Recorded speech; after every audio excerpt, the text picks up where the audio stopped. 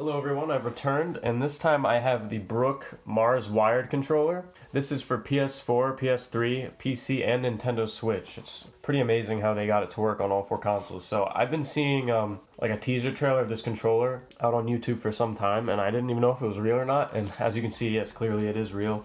And I'm not actually sure if it's even out yet in North America. If not, it's gonna be out this month, I think, in November. But I contacted Brook. I'm like, I'd really like to review this controller, and they were kind enough to send one out to me. And they're also a very good company, very good support. They got back and just very easy to talk to, so I commend them on that. So this controller looked really cool. So it's a wired controller. It's not really a pro controller because it doesn't have any extra features, but it has some different features that you might really like. So again, it covers four consoles: PS3, 4, PC, and the Switch. That's pretty amazing.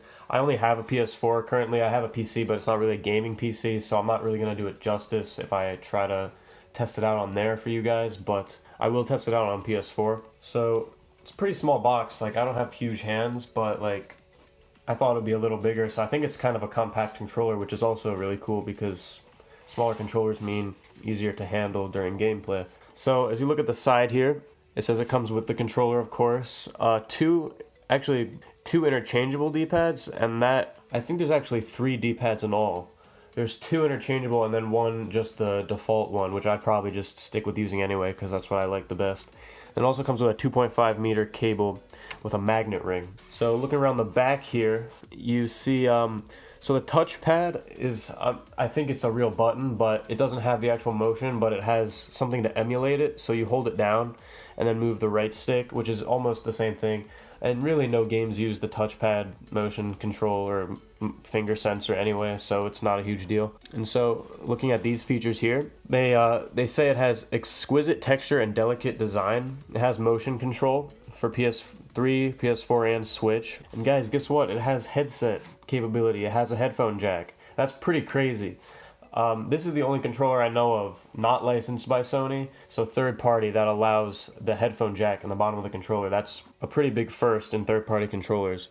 Yeah, as I said, it's compatible with all 4 of those consoles, and it also has rumble, so you're really getting a really good deal here. Of course, like all my other videos, I'm going to unbox this really quick and take a look at some of the features later on, so let's get into this.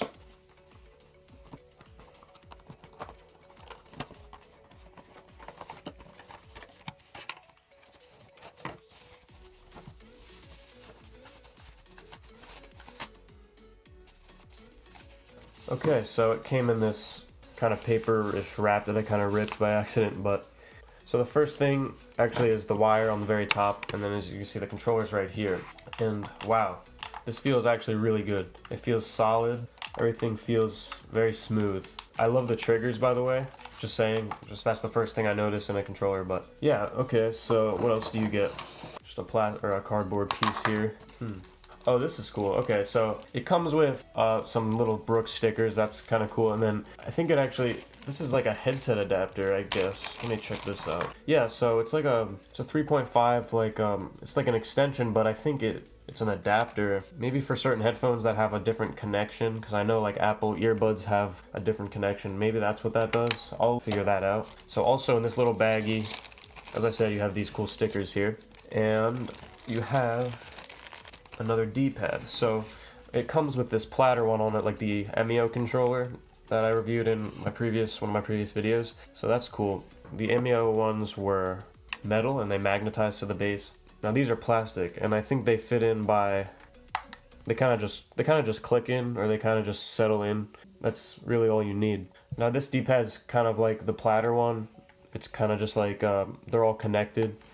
And the one I'll most likely just stick to using is the regular cross one, because that's the one I'm most familiar with. So, as I said, the feel of this controller feels really good. Like, it has these rubber grips here. I heard somebody call these pistol grips. I kind of like that. It's rubber on this side. On this side, it's smooth plastic. Very good feeling. I know my hands tend to sweat and slip off of the DualShock, and I have the DualShock over here for some comparison. Here's the DualShock. It's a little wider. The Mars is a little taller. Looking at the sticks here, I have a little analog grip that I put on the DualShock. Let's see if it fits on this. Okay, so no, I don't think it fits on the Mars. It just kind of falls off. Like, as you can see there. That's fine though. The other ones you can get that fit this controller. But feeling around the controller, the options and share button, they feel more like a face button rather than a click button like on the DualShock. It's more of just a push button than a mechanical feel. And the home button's right here. It has the Brook logo on it. So I see there's little holes for a speaker there, and of course the amazing headset jack. Touchpad has a cool feel. That's like a mechanical click, as you can hear. And the triggers feel pretty awesome. They feel a little easier to press than the DualShock ones, and I like that. I use these really to aim and shoot. If I can, I always put my aim and shoot to those buttons, and they feel very easy to press. The L2 and R2 feel awesome. They feel almost exactly the same as a DualShock, which isn't a bad thing, you know, the DualShocks are really good. So again, this is a wired controller. The wire plugs in here, so let's unravel this and plug it in here. So it goes that way.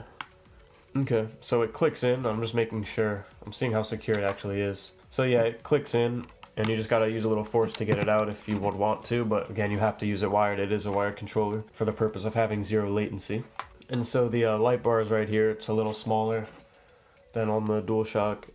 And so yeah, I mean, face buttons, they feel just like regular buttons. If you haven't noticed, instead of having the square, triangle, circle, and X, they actually have the Brook letters, except they're missing an O because there's only 4 buttons. But anyway, I wasn't sure. I thought that I've never used a Nintendo Switch, so at first I thought that these were like Switch buttons, and that's what corresponded to the Switch, but it's just Brook, and again without an O. But maybe it's the O is in the middle of the bigger O, I don't know. Anyway, I would have just preferred them have the regular button icons, but it doesn't make a difference. So yeah, the D-pad sits kind of high there, and the face buttons, they kind of curve to the contour of the controller. You can see the circle button it looks like it's kind of drooping over the side. It's kind of cool. It fits the form factor of the controller, as opposed to the DualShock's ones being all flat. But yeah, I mean, it's just a simple wired alternative to the DualShock, and I have really high hopes that it's going to perform well. So I'm going to play a couple games with it, and we'll check out some of the features on it.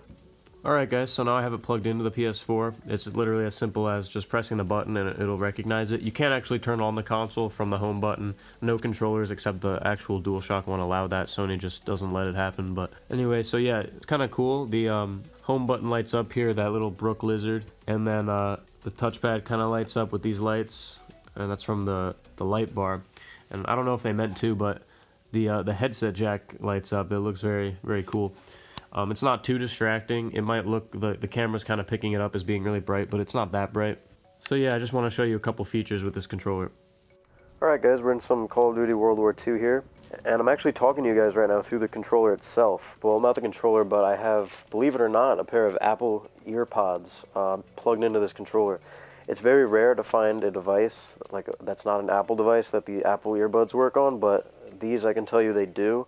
Or this controller, I can tell you they do work on it, and also just regular headphones and my Jabra headphones I had plugged in earlier work as well. So the quality is pretty decent. It's not going to be studio quality, but again, I'm using the PS4's built-in, capture system. So the quality through the controller is only going to be as good as the system will allow it to be. Pretty awesome. So yeah, again, I'm in the firing range here just to test out the accuracy of this controller. So you see the targets in the distance back there. I got the Garand. I really like this weapon. You can see it's pretty easy to be accurate if you focus a little bit. I will say the sticks aren't dead on accurate like the DualShocks, but they are very usable. Not like they're a lot more accurate than the EMEO controllers and the Allsbrand wired controller. So yeah, that was just a quick demo of what it could do in game. So yeah guys, that's pretty much it. I mean, not much more to say. It's a very standard controller. There's not really anything it does other than just the normal functions you need it to, like the DualShock would do.